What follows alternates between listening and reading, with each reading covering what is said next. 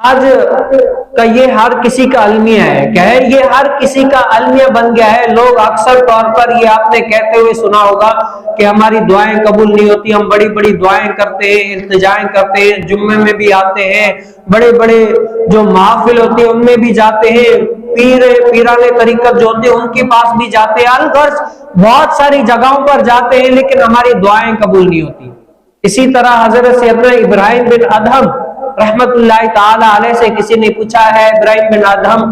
ہماری کیا ہے دعائیں قبول نہیں ہوتی، بڑی دعائیں کی ہے، بڑی حاجتیں ہیں، بڑی تمنائیں ہیں، بڑی دل میں خواہشیں ہیں، لیکن کیا ہے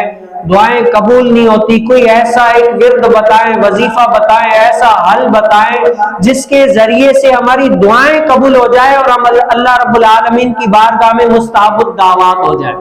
یعنی دعا کریں اللہ رب العالمین ہماری دعا قبول فرما لے۔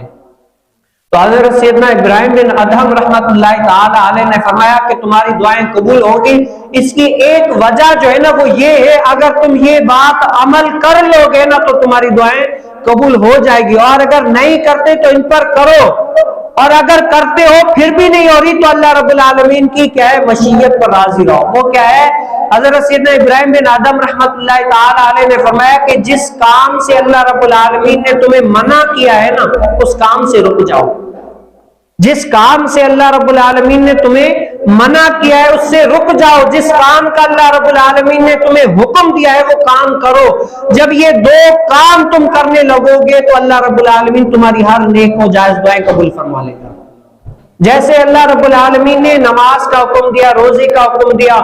سچ کا حکم دیا، سیدھی راہ پر چلنے کا حکم دیا،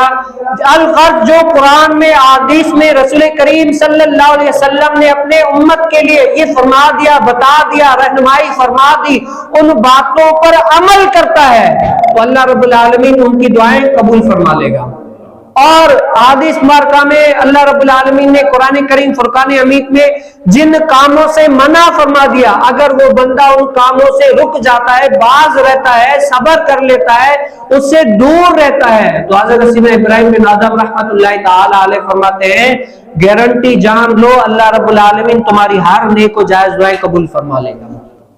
بس یہ دو باتیں عمل کر لو، کیا ہے؟ جس کام کا اللہ رب العالمین نے تمہیں حکم دیا ہے وہ کام کرو، جس کام کا اللہ رب العالمین نے تمہیں منع کیا ہے اس سے باز رہ جاؤ، رک جاؤ، اللہ رب العالمین تمہاری کوئی بھی ایسی دعا نہیں ہوگی جو تم ہاتھ اٹھاؤ قبول نہ ہوگی، ہاتھ اٹھانا تمہارا کام ہوگا، اللہ رب العالمین قبول فرما لے گا۔